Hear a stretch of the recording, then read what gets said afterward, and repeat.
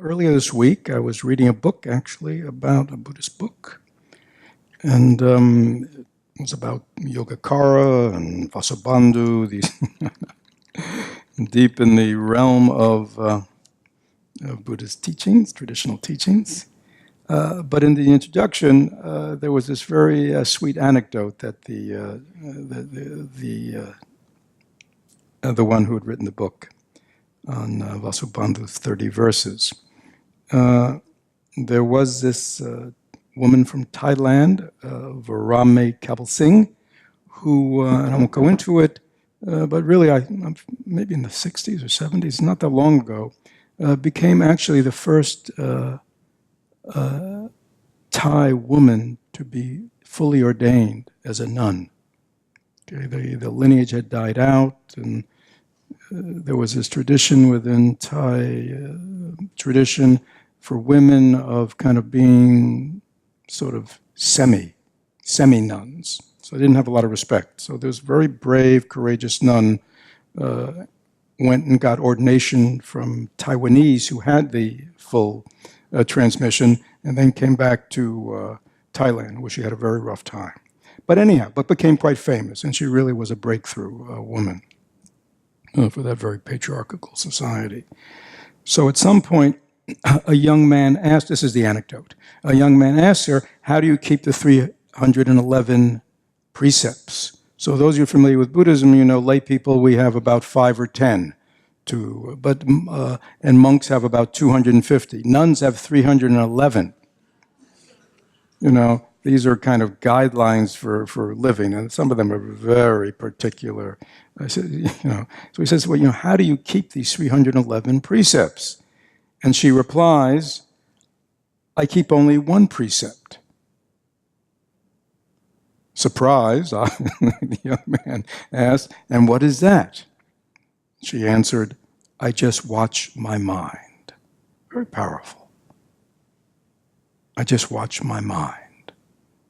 That's the precept of all precepts. Okay?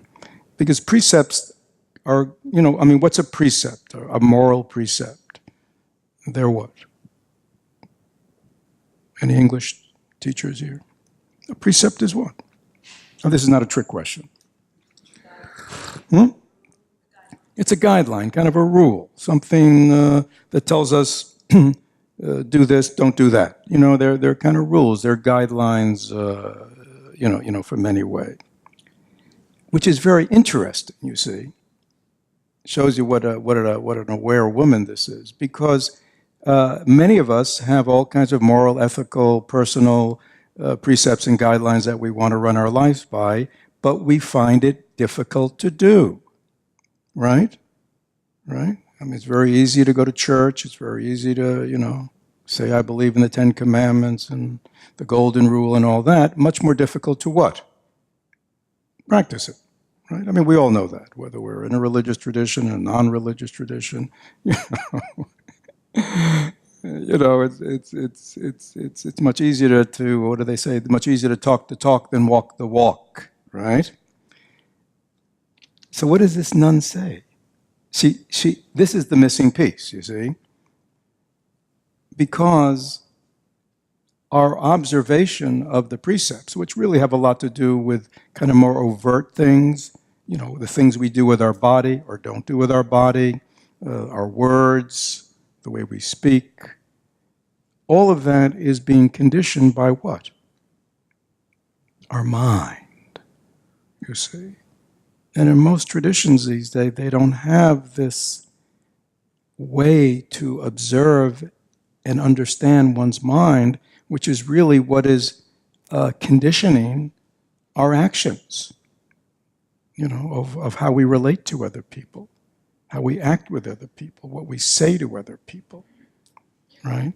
So she, wisely says, how do I observe the 311 precepts? I observe the one precept. I watch my mind, right? When I watch my mind, then it's much easier to observe the 311. If I'm not watching my mind, it's very difficult, isn't it? Now, what this reminded me of, and then we'll talk about it, is in the Chinese, what's called the Chan tradition. In Japanese, it's called Zen. There are these famous kind of anecdotes, let's just call them, that go back, in these cases, to the 8th century. Right. So this modern day nun in Thailand is 20 years ago, and this is 1400, 1300 years ago. So one day Huizang was working in the kitchen, and Matsu was the teacher, asked him, "What are you doing?" Right. Kind of you might think this is a stupid question, right? I mean, the guy's in there working in the kitchen. Teacher comes in and says, "What are you doing?" So he's up to something. And he says, "I am tending an ox." Okay? And so the master says, "How do you tend an ox?" And Huizang replied, "When he wants to enter the grass, I grab his nostrils and pull him away." "You are really tending an ox," commented the teacher. Okay, and I'll talk about that in a minute. And then there's another dialogue from two other well-known masters in that tradition. They're probably about which are not that much later, maybe a couple of generations later in the Zen traditions. And it has a little del emphasis, but you'll see how it all ties in. So this is Ta'an asks Paichang, "I want to know the Buddha. Who is he?" Right? So this is in the Zen tradition, which puts so much emphasis on realization, not on scholarly knowledge. It's not like I want to understand the Buddha's teachings. I want to know the Buddha. I want to know the enlightened one, face to face. Who is he? Right? So there's a lot in this, but this is, it's a very direct, deep question, right? And Paichang, the master, said, "It is very much like seeking an ox while you are riding on one." It is very much like, you see, he doesn't give him an intellectual answer, but he points him in the right direction, right? It's very much, you see, and this is it, we want intellectual answers to our questions. But a good teacher is pointing us in the direction of discovering it for ourselves, you see. So he says, "I want to know the Buddha. Who is he?" And he says, the master says, "It is very much like seeking an ox while you're already riding on one." So then the student says, "What shall I do after I know that?" Right? I know that I am already riding the ox. Or we might say, I know that I'm already a Buddha. And the master said, "It is like a man," but it's like a woman, a person. I won't say man. "It is like a person going home riding on an ox." Well, that sounds nice, doesn't it? Just kind of riding on the ox. That's what it's like. You know it. And then he says, "Now, how should I take care of it all the time?" That is, this ox. And the master says, "It is like a person tending an ox. He looks after it with a stick in his hand and does not let intrude upon unripe crops." Later on, Ta'an, the student, became a teacher in his own right, and he told the assembly, he must have been giving a Dharma talk. He said, talking about himself, he calls himself Ta'an, this is referring to himself, has been for 30 years been taking the food at Kuishan. Kuishan is his famous temple, and then has been returning it to Kuishan's latrine. Okay, sort of telling you what he thinks about all that. "I did not study Kuishan's Chan," which means I didn't study, he said, "I didn't study the Zen there. All I did was looked after a water buffalo. If it went astray from the path and entered the grass, then I would pull it away. If it intruded on other people's crops, I would flog it with a whip in order to tame it. For a long time, it was looking miserable, having to listen to a human voice all the time.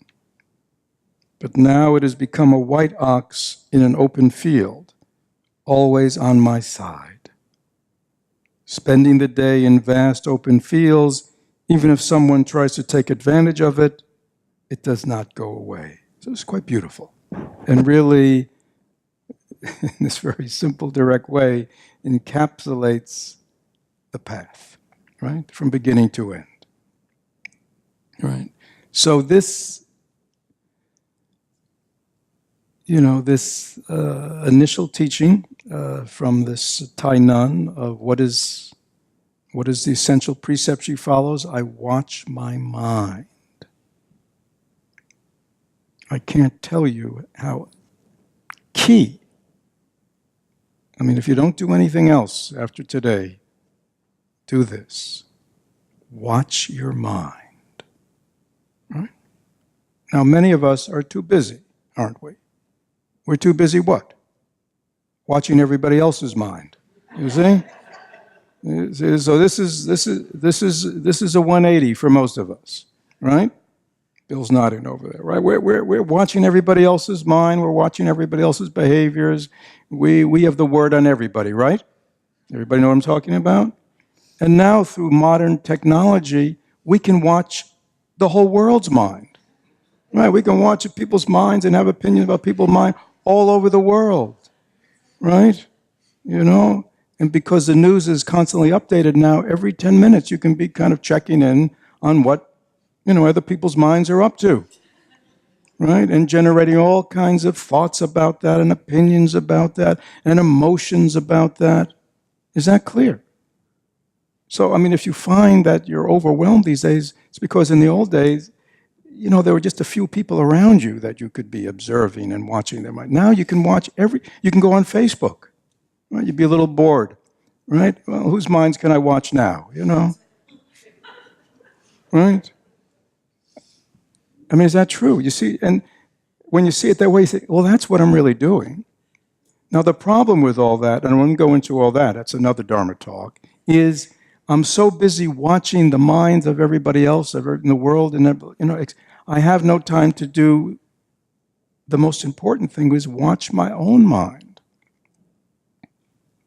Because at the end of the day, what am I watching everybody else's mind with? What am I generating all these opinions and judgments with? What is all the emotions that are coming up? What are they arising in? My own mind, right? But I don't see that because I'm too busy looking out there. Is that clear? So this is a fundamental, radical, all-encompassing shift. If you really want to heal and transform yourself, is turn in this direction. Just doing that will have a major transformative effect on your life. Right? Because when you watch your own mind, what do you see? What are you watching? What does it mean, watch your mind? What are you watching? You're watching thoughts. You're aware of what thoughts are arising in your mind, right? You're watching your stories. You're watching your dramas, but you're watching them rather than fully participating in them, right? You're watching them, right? You're watching your emotions as they arise. You're watching the memories. You're watching the fantasies. You're watching the projections. You're watching, right? There's a lot going on in your mind. Have you noticed that? From the moment we wake up throughout the day till we go to bed at night, things are arising in our mind. And it is those things that are conditioning our life. Right? Deluded people, and I'm talking about the world, including us, deluded people think Our minds and behaviors and our thoughts and our feelings and our mind states is all conditioned by what? Yeah, what's going on out there? No, I'm not saying that those conditions don't have an effect, but the prime thing that is conditioning our minds is our thoughts, feelings, perceptions, our actions, body, speech, and mind. Right? And if we're going to make a change, we have to first become aware of what's going on in there. Right? If you want to make a change in the external world, what do? You just go running out? Grab a sign and just start running up and down Nebraska? What? What do you do first? Chris is laughing. You don't think that's a good idea, Chris? Okay. Because if you want to make a change in the world, what do you do first? What? What? Well, no, I'm not even going there. I'm just saying, let's say you know nothing about changing yourself, but let's say you want to make a real significant change in the world. Yeah. You're going to go, well, what's the problem? And what could be causing the problem? And what things could contribute to a change in the problem? You see what I'm saying? There's got to be some of that first, and before we act. Is that clear? Right? In other words, we gather data. We kind of look into things. We try to understand what's going on, right? And right, so are there other ways of the world can be doing what they're doing? Is that true? I mean, it's kind of simple, right? I mean, it's so simple that, unfortunately, most of our politicians it's too simple for them, so they don't get that. But we understand that if you want to make a significant, meaningful change in the world, we need to have an understanding of what's going on and why it's going on that way, and okay, is that clear? Watching your mind is that process, but within yourself. Right? We want, before we start, making all these changes, reading all these books, we need to kind of go, what is the condition of my mind? Right? What kind of thoughts are arising all day? Where do I get hooked? Where do I get stuck? Do I live in the present, or am I just living in fantasy half my life? Right? Am I mostly living in the past and the future? Right? Or am I really present to anything? Is that? And all that can be discovered very simply by watching our mind. But for many of us, that is, it sounds easy, doesn't it? Right? Right, Chris? Sounds easy. And yet the problem is what? We are so addicted, habituated to looking out there. It almost seems like a monumental effort to stay focused on our own mind. Right? Right? We could be on Facebook for hours. That's a piece of cake. Right? Watching other people's minds, postings, activities, pictures. Right? We do that effortlessly, right? Right? But yet, watching my own mind, attending to my own behavior, looking at the causes of what's causing me to act the way I do, respond the way I do. It's like, ooh, that's hard. Like, this is hard, isn't it? You know what I mean? This meditation stuff, this mindfulness stuff, this self-awareness, whew, this is hard. People kind of do it for 20 minutes. They're exhausted. I got to get up and see what's going on the internet. You know what I mean? Got to check my email, Right? Why do we do that? Because it's easy. Because that's what we're used to. And this seems hard just because we're not used to it. Our eyes are used to looking always out there and not here. And coming back to Chris, how do you learn how to do it? You got to practice. In the beginning, 5-10 minutes seems like a great strain, right? And it's not because it's so difficult, because it's just we're so uncomfortable with this. It's a learning curve, right? But I assure you, if you continue with the practice, it develops the ability to, even as you're going through your day, that there's a part of you watching your mind. You're aware of what's going on inside you. You're aware of what thoughts are arising, what feelings are arising, what stories you're telling yourself about this and that. You're aware of your mind state. Is my mind state at ease, or is it agitated? Is it happy? Is it unhappy? Is it relaxed? Is it stressed? You're aware of yourself. You're aware of your mind, not really yourself. Yourself appears in your mind, but that's another whole story. I keep one precept. I watch my mind. Again, and she's not saying anything that's new. That's in the meditative traditions, that is a key pith teaching. Watch your mind. There is no better teaching practice than that. If you have to reduce your practice, if you only have time for one thing, watch your mind. And stop watching everybody else's mind. Because all your watching of other people's minds, and are we not all very good at that? Are we not professionals? Right? As Chris said, are we not well practiced in watching everybody else's mind? Yes. But if I said to you, where has it gotten you? Has it made your mind more peaceful? Right? More open? More relaxed? More at ease? Right? Attending to everybody else? Please ask yourself that question.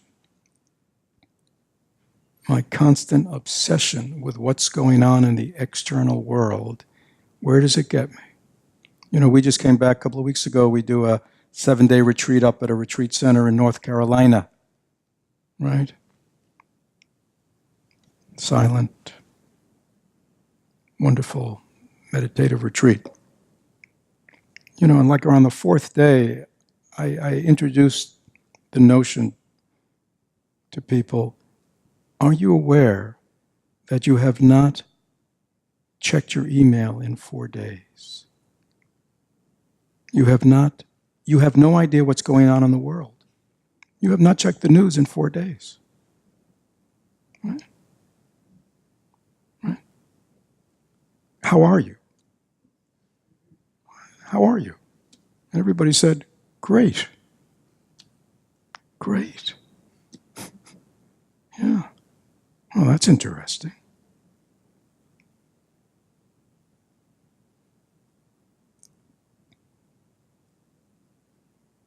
So, first precept, watch our mind. Everybody clear? And the practices of mindfulness and meditation are about that. Actually, in the Buddha's teachings on the 4 foundations of mindfulness, and mindfulness is his earliest formulation of a meditative tradition. There are many others that came later. The 4 foundations of mindfulness of the body, breath, mindfulness of sensations, mindfulness of the mind, as the Buddha taught. Right? So in our development of our skill at being mindful, right? Mindfulness of the mind, watching the mind, observing the mind is fundamental.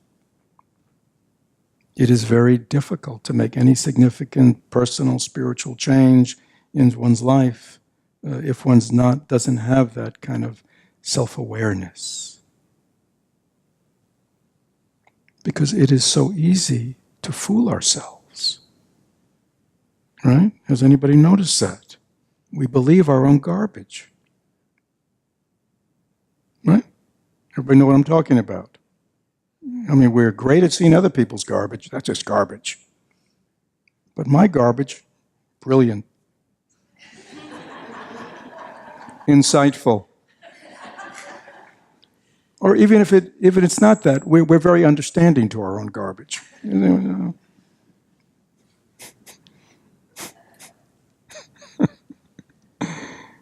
Okay, we have to be self-aware. Right?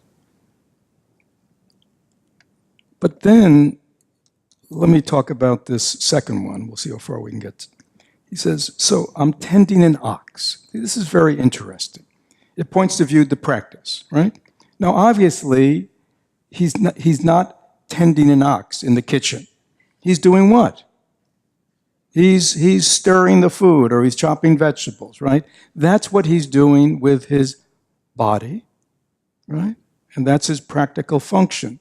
And obviously his mind is very engaged in it. He's not cutting himself. I mean, so there is a definite concentration awareness, but at the same time, what is he doing? There's a part of his mind that is observing what he's doing. He's tending his ox, right? Now again, if any of you have ever been to Asia or other places where they have water buffaloes or oxes, you will notice something very unique, that they have these big water buffaloes, right? Thousands of pounds, I don't know. They're big, right? And oftentimes, the person who is tending the ox, let's say the water buffalo, is a child, right? You see these little kids running around watching these animals that are probably 30, 40 times as big as them and could just knock them over in a second. Well, what is their power? The nose ring, right? They got a nose ring right through their most delicate part, and it's attached to a rope, and if that water buffalo or ox acts up in any way, they just give it a little tug. Right? So it doesn't take a lot of strength, does it? It just takes the right point to be attached to. Right? So it's very interesting that this little child has this power over this big thing. I am tending my ox. This mind, in a certain way, is big, right? Full of thoughts and feelings and urges and dramas and impulses and desires and fears and angers and resentment, right? It's like big. Or so it appears. But you just get to that essential point of it, which is just this awareness. Because every thought, feeling, and perception always arises as one thought, one feeling. Right? In the moment. Everything arises just as a single thing. And when you know that and you can see it, tending your ox at that point is easy. That's the essential point. That's the nose ring. So that's why this moment-to-moment awareness that we're trying to develop is so essential. You know, many people go, ooh, anger management, fear management, very difficult, right? Because when people notice the anger, notice the fear, it's when it's what? What? Full blown, right? Right? Just enraged, angry, hurt, disappointed, scared, worried, right? It's like full blown. It's very hard to control it then, isn't it? Right? Right? That's like, the kid trying to control the ox without the nose ring. When that bull's enraged, I just run for cover. Right? And that's the problem with most of us. We are trying to make an intervention when already it is big. We don't have it clipped to the nose. Mindfulness is the clip. Right? When you just are aware that anger has arisen in you, Disappointment has arisen in you. Sadness has arisen in you. Fear has arisen in you. Whatever it is that's arising in you, it always arises as one thought first. If you see it and you can intervene at that point, it's not that hard. Right? When he wants to enter the grass, how do you tend an ox? When he wants to enter the grass, I grab his nostrils and pull him away. So what is he saying? He's saying, what's my ongoing practice? I am aware. And I'm fully present to what I'm doing in the kitchen, chop, chop, chop, but I'm also watching I'm tending my ox, right? And if the ox starts, entering the grasses, and you'll see, actually, if you go to Asia, you'll see, they're going down the road. The kids are bringing they're taking the buffaloes wherever they're taking them, and, and they're coming home or going there. And what do the buffaloes want to, they're going down the road. There are fields on all the sides. What do the buffaloes want to do? They want to get into the field, eat the rice shoots. They want to mess around. Right? That's what they want to do all the time. Right? When he says, I grab his nostrils, it doesn't mean he gets down, grabs the nostril, which maybe they do in a pinch. It means I just give a tug. Give it just a tug. The rope. And right away, this big ox turns away from going toward the field.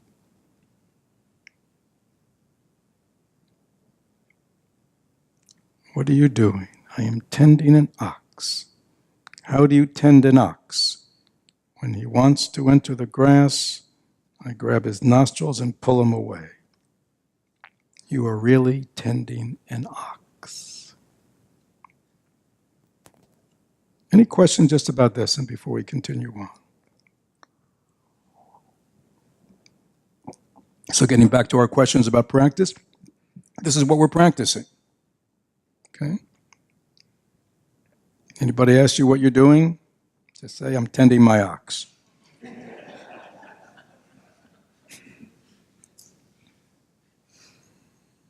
Or I'm watching my mind. But again, I'm not just watching it, I'm tending it. See, this is important. Watching is the first step. Watching is that self-awareness. Watching is that mindfulness of the mind and its contents. Okay? But spiritual practice is more than just being self-aware. You can be a total, you can be a total narcissist, jerk, and be aware that you are.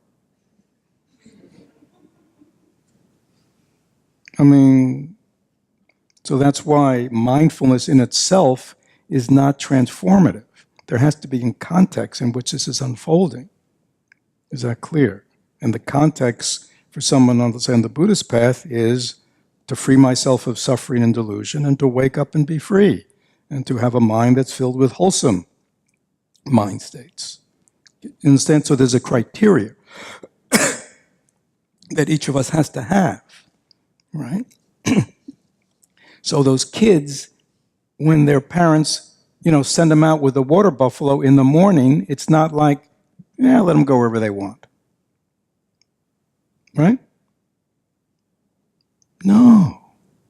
It's you take them along the road they're often to these mud places. They love to get in the muck. And they're also taking places to graze, but they're specific places, and you can't get into all your neighbors' fields. There's a criteria for tending the ox. It's not like free range. Many people think, I just need to be mindful. Right? No. Mindfulness helps us transform and change. That's why we practice mindfulness. So we can have a better life. So we can be happier individuals. So we can make good choices. So be wary of a lot of people are selling mindfulness these days as a thing. mindfulness in and of itself does have abilities, but it's really how it's in the Buddhist tradition, in the meditative tradition, there's mindfulness, concentration, and insight. These are the three components of the meditative path. Mindfulness is the ground because we have to be present and we have to have this ability to recollect and remember what we're doing. Oh, that's right, I'm supposed to be concentrating on my breath, right? I'm not supposed to be sitting here thinking about, what happened 2 days ago, or, what I'm having for lunch. Oh, see, that's mindfulness. It reminds us what we're supposed to be doing and where we're supposed to be. So that's all mindfulness, but again, there has to be criteria. The kids need the criteria. Where they're taking the ox, how to tend an ox. Those are many practices that we do. So any questions about so far? And then we'll take a look at this last one.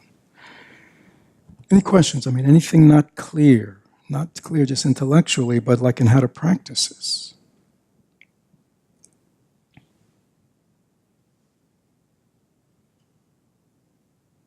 Again, the silence is because everybody's clear, or you're just looking forward to lunch and hoping it'll end early or something? Yes. Yeah, I guess I have a question, not so much about the practice, but it seems that what's going on out there is very entertaining, and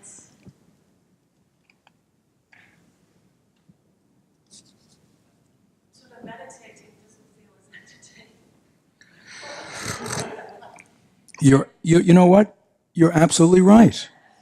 So, I've been meditating for a long time, but I can sit in a meditation in absolute bliss. So part of me is full and Yeah. Right. So the question is, I get somebody up there going, repeat the question. So the question is, there's a problem. And the problem is the external world and a lot of what's going on there is entertaining. It's interesting. It can be pleasurable. It can be fun, right? And I find that I get pulled away from, my spiritual pursuits. Anybody else know about that one? Yeah, all right. Now, again, I say there's a path here, and there's lots of teachings in this path that talk about this world and the pleasures of the world and what they're really about and how to understand them. And that's very important too. People who only, I'm just, my expertise is in Buddhism. So this is all I can speak to. But the Buddha put forth a path, an eightfold path, the 6 paramitas. It's a comprehensive path of which meditation is very key. But it's not the whole path. There's a lot of study involved. So we understand, in Buddhism, it's called view, right? View is essential. How do I view this world? How do I view the comings and goings and the changes of this world? Do I see it as something intrinsically pleasurable and worthy of pursuit or not? Right? Do I see things as permanent or do I see things as impermanent? Do I see things as solid or do I see them as made of parts? Right? Do I see the activities of the world as ultimately satisfying or ultimately unsatisfying? So view and the cultivation of view is very much part of the Buddhist teachings. Because you're absolutely right. If our meditative practice is a kind of like unto itself and not connected to right view, it's again very difficult to continue because and again, the Buddha wrote this 2,600 years ago, right? We are under, I'm about to say we're under war here, right? The forces of delusion, the forces of ignorance, the forces of the immediacy of distraction and pleasure are very sophisticated. And they have invented media that are so entertaining and so easily acceptable and so easily get into the hard wiring of the brain, that you know, in the Buddhist time, it was like what? What was going on? Another sunny day, you know what I mean? It was like, got time to take the water buffalo down to the pond. That was like, there wasn't, every couple of months they'd have a festival, there'd be something. But it was a very different kind of life, right? We have a life that we can be constantly entertained. And we have to be very careful. I was telling some people the other day, I was taking a walk early in the morning at Lowry Park. Everybody knows Lowry Park around the corner. And I see this very nice thing. It's like 7 o'clock in the morning. I see a man there pushing his 2 young children on the swings. How sweet. Now, as I get closer, you know what I noticed? He's pushing them with one hand. The other hand, he's on, you know what I mean? He's like, and every now and then he'd look back to the child, probably make sure he hasn't pushed her off or anything, But it was like, there it is, right? That's modern America, right? So like even when he's going to spend time with his children, he's only half engaged. And this thing he's looking at is more entertaining than this. This is boring. Back and forth, everybody have a swing, back, swinging their kids. It's boring. This is entertaining. But what's more meaningful, you see? And we've become a society where, we're just reduced to being entertained,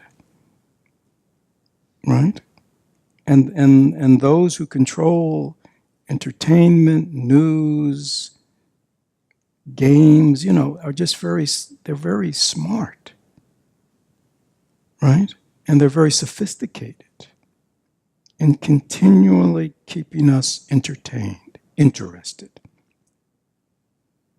And we have to understand what we're dealing with. That's why, to me, meditation and this kind of thing is no longer a luxury. You know what I mean? It's really, everybody's going to need it. Because there's got to be some way that you can disengage from this. Because it's, they know how to keep you entertained. Right? I grew up in the 50s. There were like 3 channels. It was like, right? And then there were more channels, and then there was cable, and then there were hundreds of channels, right? And that's just on TV. On the internet, it's like a wide open field, right?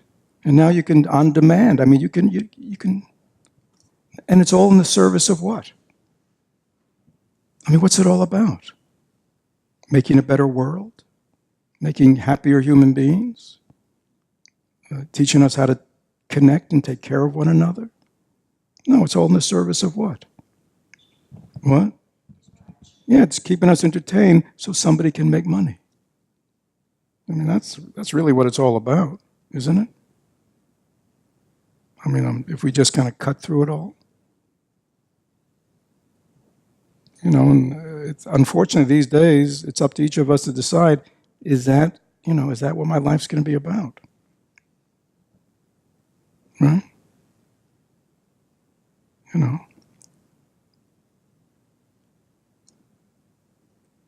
Look what's going on in our world. Look what's going on in politics. Right? People are losing the ability to even think clearly and see what's going on right in front of them. There are probably lots of reasons for it, but one of the reasons is people are just entertained all the time, distracted. Anyhow, does that answer your question? Yeah, we have to be clear. So we have a few minutes here. So this is quite profound. And I'll just, there are many other times we give these kind of teachings. So I want to know the Buddha. Right?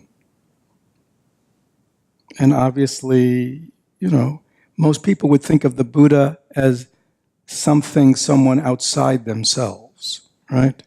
I want to know the Buddha mind. I want to know the awakened mind. I want to realize, the enlightened mind, right? And we think it's somewhere we got to get to, right? Something we got to find. It's external to ourselves. So right away, Peichang goes, you want to see the Buddha? It's like seeing an ox when you're riding on one. So he's going, what's he saying? You're already right. Your question even is riding that ox. Right? All your thoughts, all your yearnings, you're already, it's all supported by the ox. Your Buddha mind is right here. Everything you yearn for is right here. There's a lot here, but just very simply. And what shall I do after I know that? So in other words, once one has a real understanding, that one actually has an experience of seeing the ox itself and realizing, I've been riding it my whole life, right? It's not something out there. It's not something new. Then what do? It's like a man, now you're going home, you see? Before you were looking for the ox, thinking it's somewhere out there. Now you realize, I'm riding the ox. And I'm riding it now home. I'm going it in the other direction now. I'm coming home. But what am I riding home? I'm riding my mind home. It's the same mind. And many people have a problem with that because when we do some meditation and we look in our mind, we go, whew, what a worthless thing. Right? We can't believe that somehow this very mind is everything that we seek, is this mind itself. Right? We can't believe that. And then so in this riding home, in this awareness that my mind is Buddha and now I'm going to ride it home to return to my true self, to actualize all the inherent capacities of this mind, what do? And Peichang says, it's like a man tending an ox. He looks after with a stick in his hands and does not let it intrude upon the unripe crops. I think this is really wonderful. Okay? So, what is an unripe crop? What is a ripe crop? You're ready for harvest, ready to eat. Already, right? It's ripe, right? But before the crop ripens, before the fruit ripens, it's not ripe, right? Right? If you eat an unripe mango, how's it going to taste? Yucky. How's an unripe banana going to taste? Terrible. Unripe tomato, terrible. All your crops, all your food, when they're not ripe, they have, you can't even get the nutrition out of them, right? And they're not tasty, right? So you have to let and wait till what? It ripens. Okay. So from the point of view of our true nature, we're already Buddhas. But from the point of view of the path, there's a path to be walked. There's a fruit that needs to be ripened. Is that clear? So this is about us, you see. So when he talks about, he looks after with a stick in his hand and does not let it intrude upon the unripe crops. What are our unripe crops? Do you know what your unripe crops are? Something you're trying to plant, but it's not edible yet.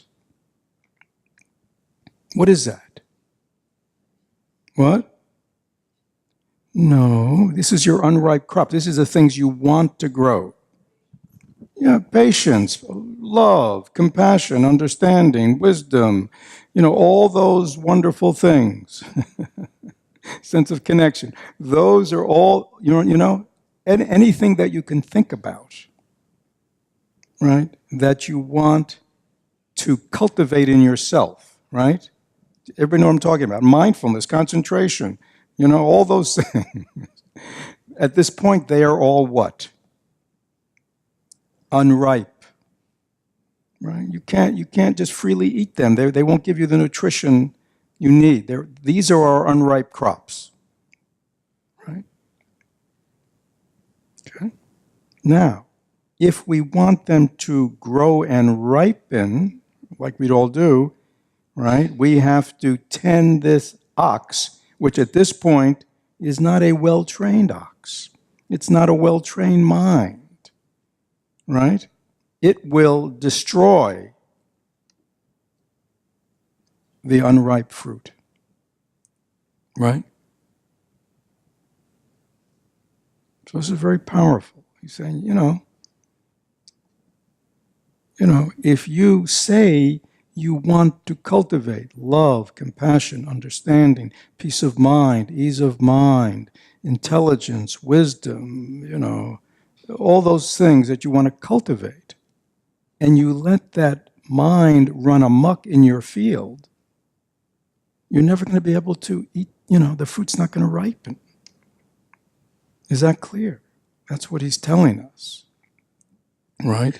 Do not let it intrude upon the unripe crops. How do we not let it intrude? We watch our mind. When we see it's beginning to intrude, and many of us will go, well, it's trying to intrude about every 2 minutes. Right? That's what mindfulness is about. It's about watching your mind. You've got to keep giving it a tug. Right? It's an understanding that is, you don't hate the ox because it wants to get into the farmer's fields, do you? No, that's the nature of the ox. You don't hate it. Right? I mean, I have grandchildren. I don't hate them because they like to not listen. Because they like to misbehave. They like to get into all kinds of things, right? That's their child nature, isn't it? Right? My job is what? When I'm taking care of them, is to what? To watch them. To watch over them and to keep them from doing harm. Is that clear? Right? Our job is to caretake this mind of ours so the fruits, the crops we are planting can ripen. Coming back, what is your name back? Marie. So as Marie said, see, Marie, the problem is if we're not doing that, right? If we kind of, I'm just going to use you as an example. It's probably not true for you, but let's say Marie works, like she was saying, she works very diligently, plants all her seedlings, and she gets distracted, right? And she goes out there and kind of leaves things, right? And she wonders why they never grow and come to fruition, you see?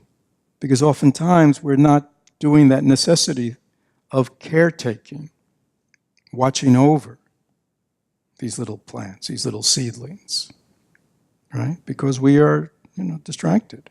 Or else we let in the opposite. We let anger run rampant. We let fear run rampant. We let jealousy run rampant. We let, impatience and, all these things run rampant in the field of our mind. And we wonder why we never, we're not becoming more patient, more loving. Well, how can we if we're not caretaking these seeds? So this is very powerful.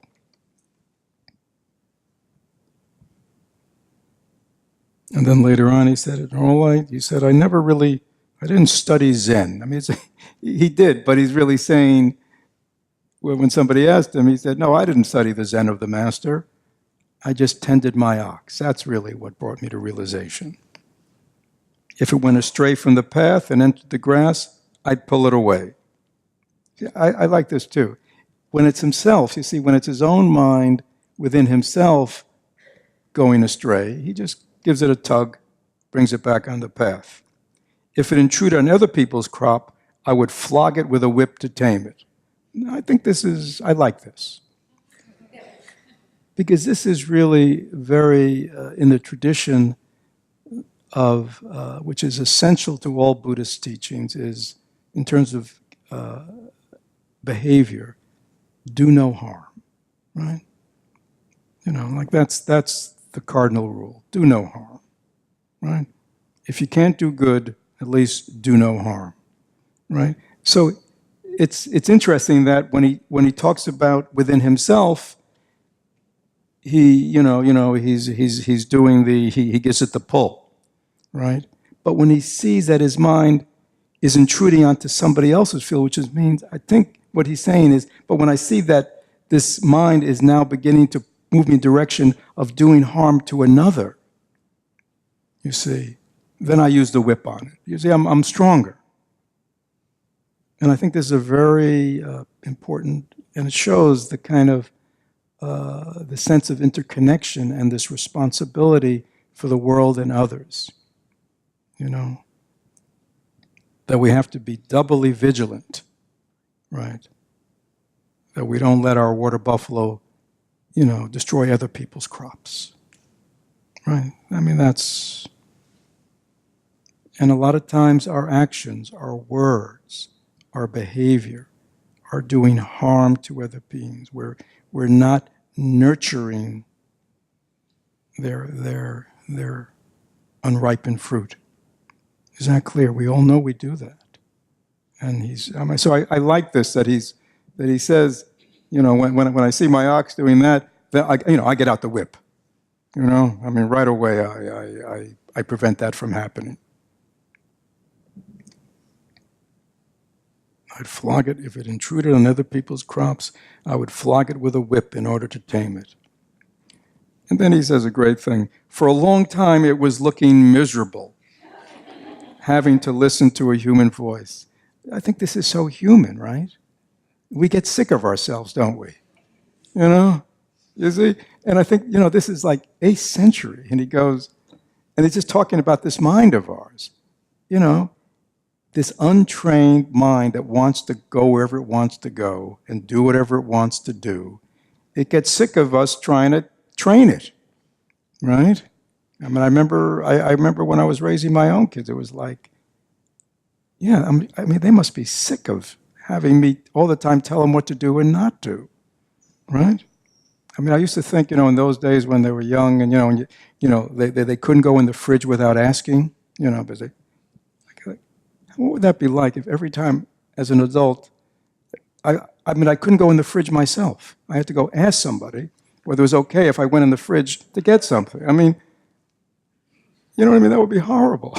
What a way to live. And yet, I thought, my poor kids, this is what they're dealing with. Somebody tells them when to go to bed, when to get up, right? So I think this is meaningful to go, there is a process here.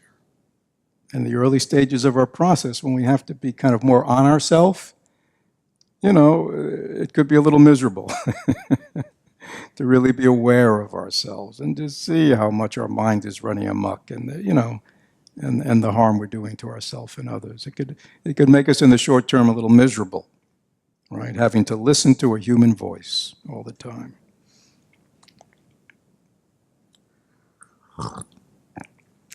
But now it has become a white ox in an open field, always on my side,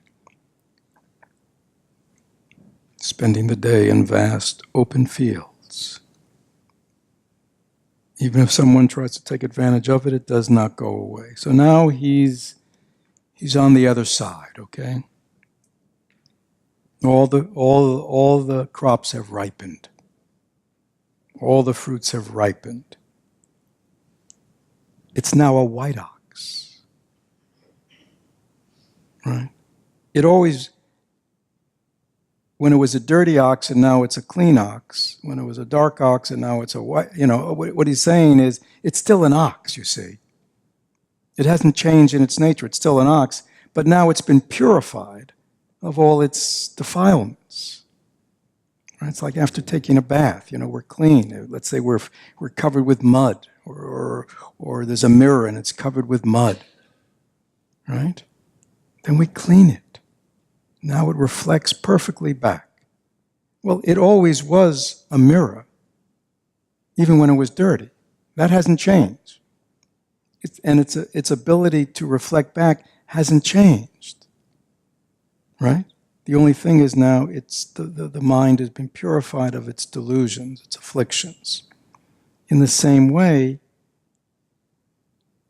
it's not like we're going to get a new mind. We think, oh, I have my deluded, miserable mind, and then one day I'm going to get this Buddha mind, and everything will be good. We hope for that. And then many people are disappointed, right? Because it's not like that. It's the same. This is the Buddha mind.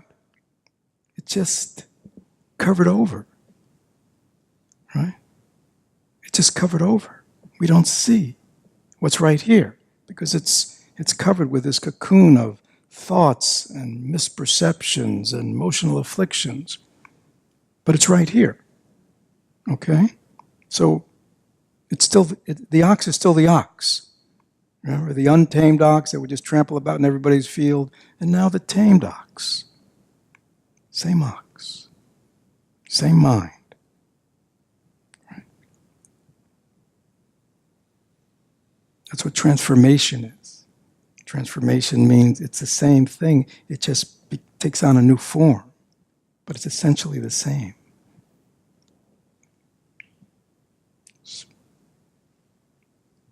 But now it has become a white ox in open field, always on my side. How would that be? Many people, they're sort of at war with their mind, in conflict, struggling with their mind, right? No longer. The mind is now well trained. It's responsive, right? Tell it to stop, it stops. Tell it to go, it goes. Very simple. No more struggle, no more having to pull, yank, beat, flog. Very simple.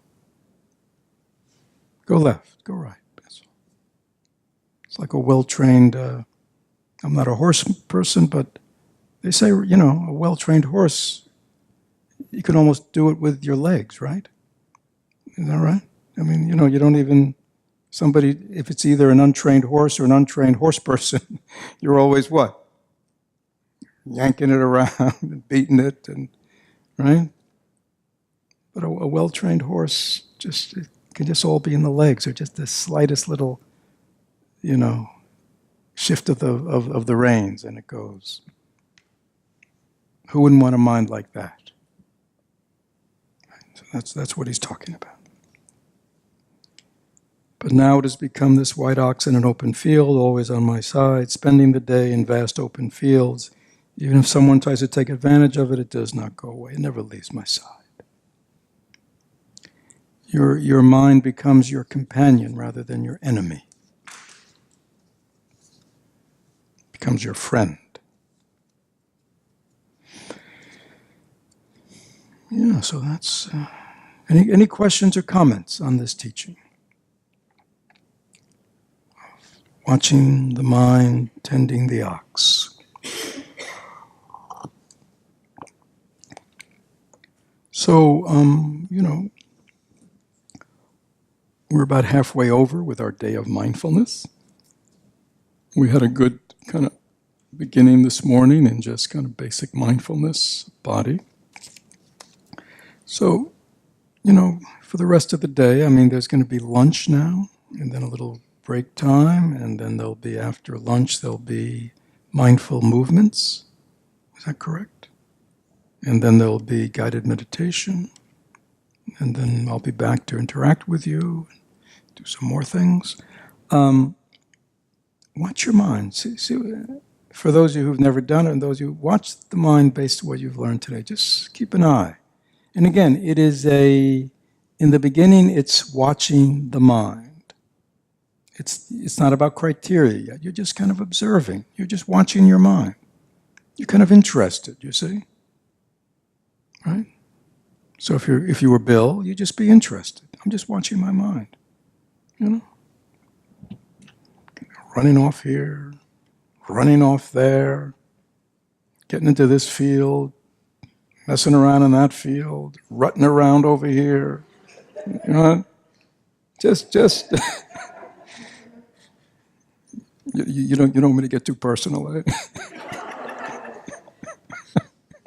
And you're just watching it. You know, it's like you want to learn about this mind. And then, the next stage is to kind of have this criteria. You see when it gets into trouble, when it causes suffering. But you also see when it's good, when it feels good or creates good things. So you're learning to support that, discourage that, right? So it's not as if you're going to be yanking all the time. A lot of times, the ox goes where you want it to go. Or on its own, it's going to a good place. So you don't have to do anything, right? But other times, so is that clear?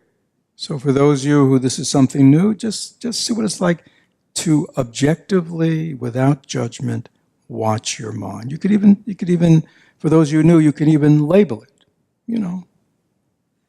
I don't know, thinking, or angry thought, or fantasizing, or ruminating. You see what I'm saying? Just kind of, it's like very generic. They don't get into the story. Just you kind of watching your mind and see where it goes all day. You might be very interested. It may not be doing what you think it's doing, right? So you're just kind of this objective watcher of your mind. And then, based on the criteria, that the Dharma gives us, we begin to make adjustments. We know what we want to cultivate and what we don't want to cultivate anymore.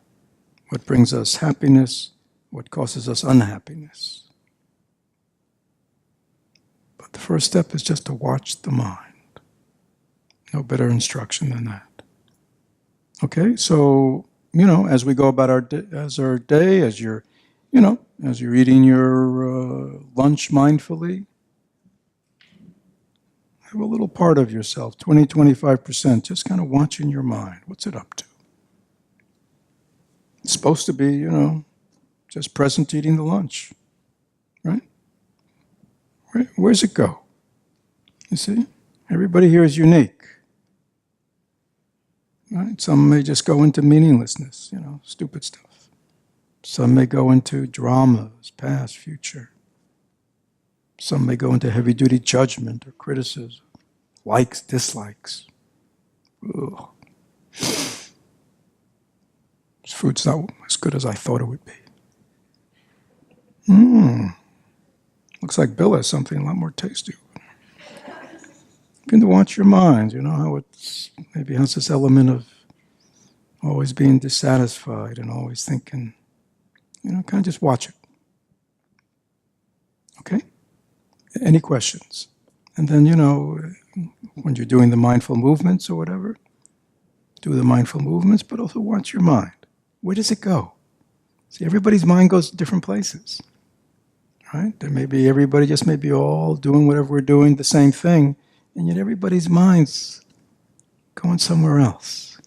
Where's it going? Or is it not? Is it totally present, relaxed, focused?